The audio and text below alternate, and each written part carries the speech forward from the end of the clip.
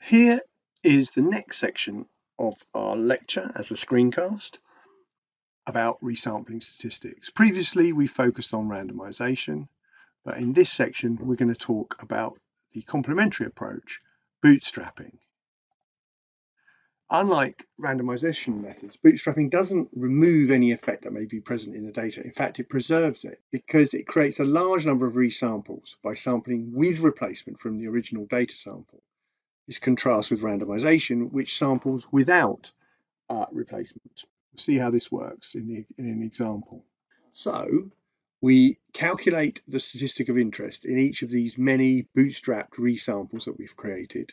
And then we get a sampling distribution for the statistic, as before, from a pseudo population of the data, which is exactly like the sample.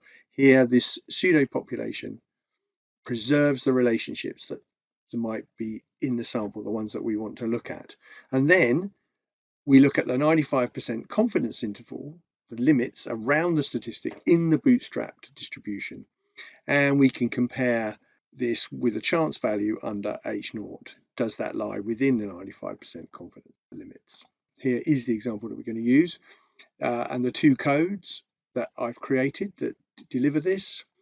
In Statistics 101, paired data resampling.txt, and in Matlab, paired data resampling.m, essentially the same, slightly fancier output as always in Matlab. And these are on my GitHub repository, and the link to that is in the description for this screencast. And for those doing a practical class that goes with this lecture, you can run this Matlab syntax in the practical class. You'll get to use it. So we're going to sample with replacement from a data set of 19 sign differences. We saw this earlier in one of the resampling screencasts about randomization, and we're going to compute a median difference.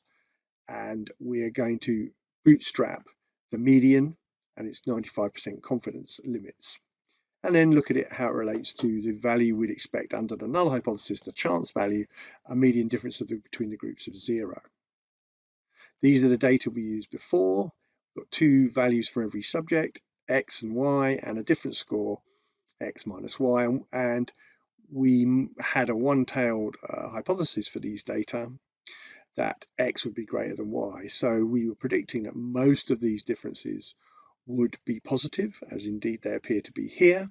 The null hypothesis, of course, is that the median values or central tendency of the differences will be close to 0 if there's no difference between X and Y. So in bootstrapping, as already we've said, we sample randomly with replacement. So we're going to pick a row of data, both X and Y, and calculate the difference.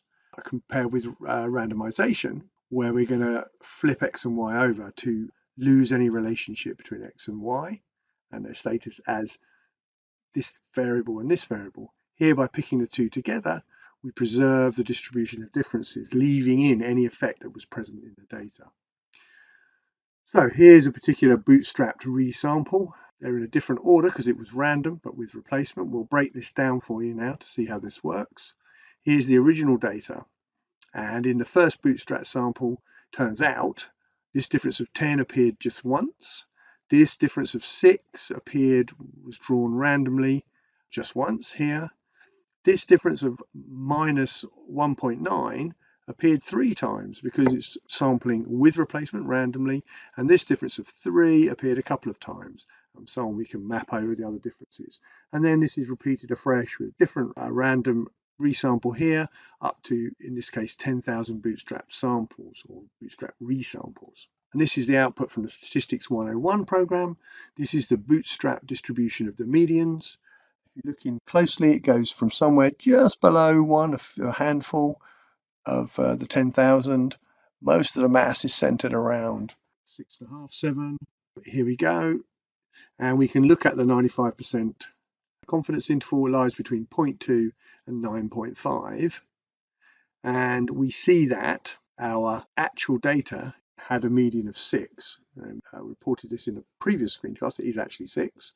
So we would expect this median in the real data to be somewhere near the center of the distribution, because this bootstrapped resampled distribution is based on the same data with the same effects, just some of the data points can be repeated by the resampling scheme, the randomly sampling with replacement. So this looks sensible, and we would conclude that the distribution of the statistic does not include zero, it goes just above zero. So we would be confident, relatively confident, to reject the idea that our data were drawn from a population of differences which was from the null hypothesis that on average there were no differences between the X scores and the Y scores. The second example comes from Howell. In an earlier screencast I gave some references to Howell's resources. I'll put the link in the description to this screencast. Here Howell does some bootstrapping, some confidence limits on a correlation. He has this little app that he's written, runs on PC as I recall. You can set the number of replications, the number of resamples, the confidence intervals. And this was the obtained correlation in the sample of 0.532. And he's bootstrapped it, and it gives you the lower confidence interval, 95%, and the upper confidence interval, 95%, was selected for 5,000 bootstraps, resamples. And we see that marker here shows position of obtained statistic. It's in the center of mass, pretty much as it should be, of this resampled distribution, bootstrapped distribution.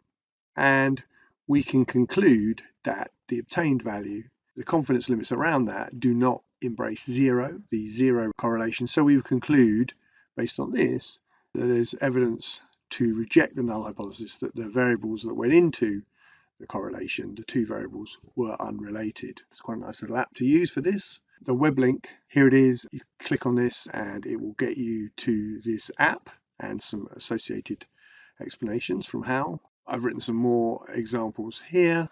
Should just close by noting that standard programs now, like SPSS, include bootstrap options to estimate the p-values for some of the statistics that you would be calculating. Here is, we do a correlation. We've got a set of data and we've got two variables we want to correlate. In this case, age and conscientiousness personality trait score from the IPIP 50 item scale. Here we've got the layout, we've selected them.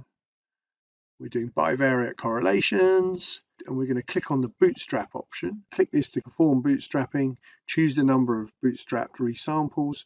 You can set the seed for the random number generator. Here SPSS uses a Mersenne twister algorithm, a good algorithm for random number generation.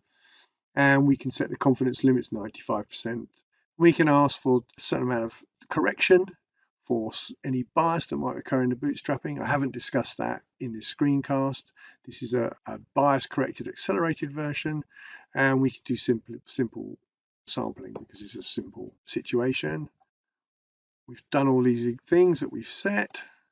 As I said, we now continue. This is the output, standard SPSS output, and we see we get the correlation matrix. Let's just look down here between age and the IPIP 50.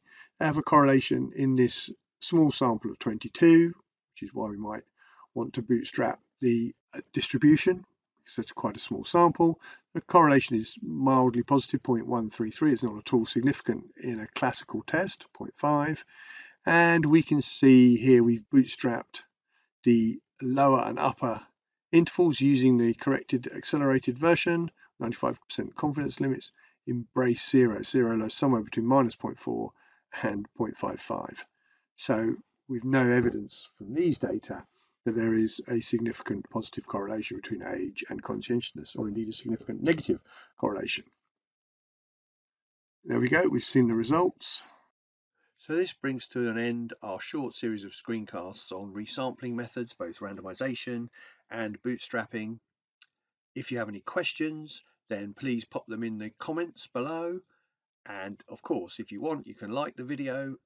Also, if you're interested in being alerted to any future screencasts on this channel, then you can always subscribe. Thanks.